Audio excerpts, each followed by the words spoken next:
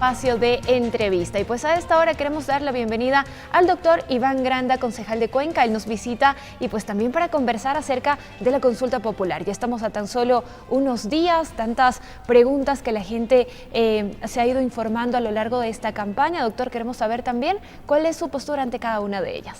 Bueno, como ustedes saben, y como hemos estado vinculando un proceso en donde hemos hecho un debate con los ciudadanos desde la convergencia ciudadana, desde sectores progresistas, de centro hacia la izquierda, organizaciones sociales, campesinas, a lo largo de la provincia, me parece que es importante la respuesta política que el señor presidente Lenín Moreno ha dado al país. En cuanto a, por ejemplo, los temas de corrupción, el expresidente Correa homenajeaba a los corruptos. Ustedes pueden acordarse, Pedro Delgado, el señor exministro del Deporte y otros casos que han hecho ciertamente que el proceso del presidente Correa sea una lógica de un sistema de corrupción. Entonces, en ese contexto nos parece importante la pregunta del Consejo de Participación Ciudadana, porque establece, por ejemplo, cambiar a un consejo que ha estado vinculado a todos los espacios del correísmo. Usted puede ver las impugnaciones que se hicieron ante el CNE del Consejo de Participación Ciudadana.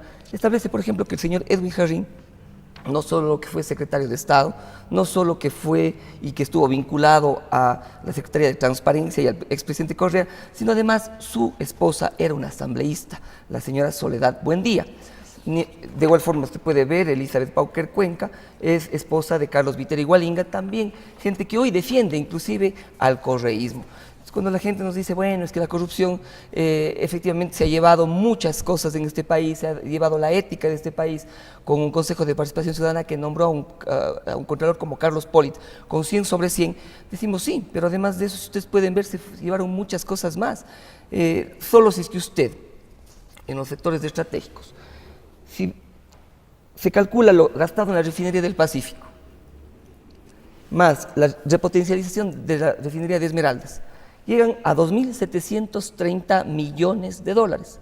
Estos valores, Iván, ¿de dónde lo hemos obtenido? Comentemos también un poquito los detalles para que la gente sepa. Esta que es una pregunta clave, ¿no?, que tiene que ver con el Consejo de Participación Ciudadana, que ha entrado al debate, muchos grupos o algunos diciendo que se vote por el no en la pregunta 2, en la pregunta 3, en la pregunta también 6. Entonces son como que las que han causado polémica, ¿no? Otras en las que indudablemente la gente dice vamos a votar sí y que no hay pues mayor discusión.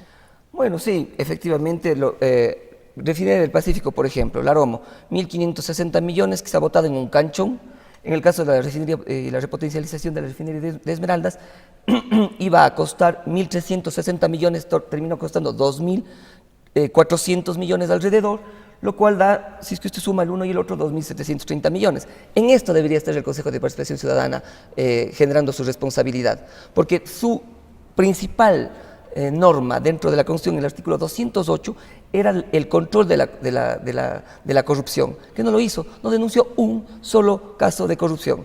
Entonces, estos 2.730 millones de dólares que se llevaron son muchísimos millones de desayunos escolares, son 82.000 viviendas de interés social, son 654 hospitales, son 746 escuelas del milenio. Entonces, por eso ese Consejo de Participación Ciudadana debe irse. Por eso la pregunta número 1, que es la muerte civil, aquellas personas que cometan un acto de corrupción, es adecuada. Por eso la reelección indefinida es un problema a la democracia, a la alternancia, al modelo democrático de equilibrio de poderes.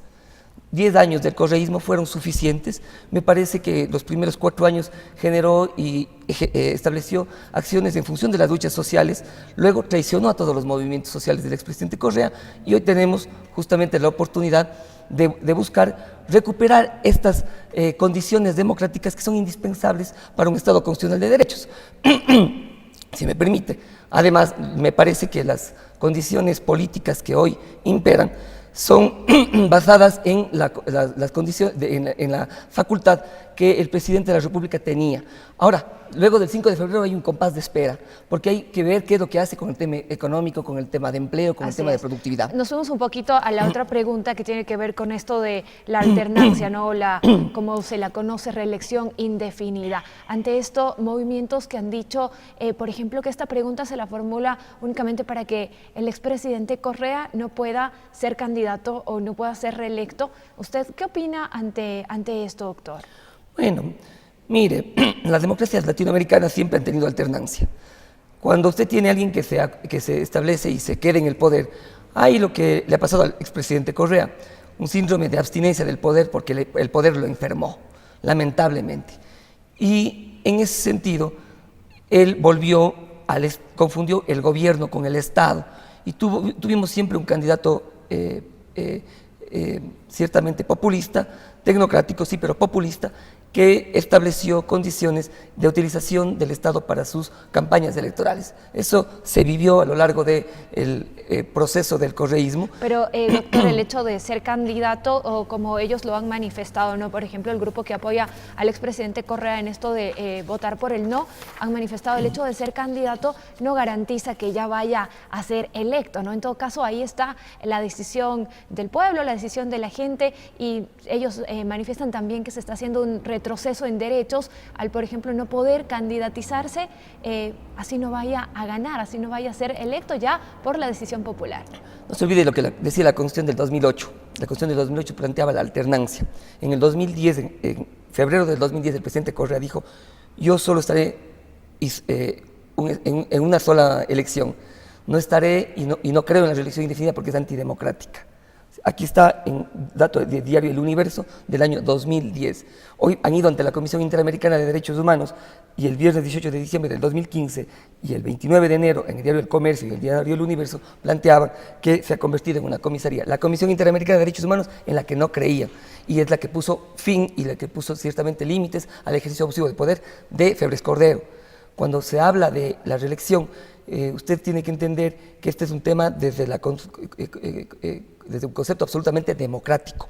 La democracia, ¿cómo funciona? Con pesos y contrapesos. El problema es que el presidente Correa tomó todos los poderes, ya no había contrapesos. No se olvide lo que también dijo la Corte Constitucional colombiana, cuando Uribe quiso nuevamente ir hacia las elecciones presidenciales. Le dijo: no, un momentito. Usted no puede hacerlo porque rompe con el modelo democrático de la Constitución y sobre todo con ese equilibrio de poder en donde no podemos seguir hablando de un Estado y un gobierno mezclado. El gobierno es una cosa, el Estado es las otras funciones del Estado que sirven para limitar el ejercicio del poder de ese presidente. Doctor, eso es lo que no ocurrió en los lamentablemente últimos 4 años. En televisión es demasiado corto, nos están indicando que se nos ha acabado el tiempo de entrevista, sin embargo esperamos poder seguir conversando con usted acerca de este tema. Sí, un poco afónico también, me iba a quedar sin voz.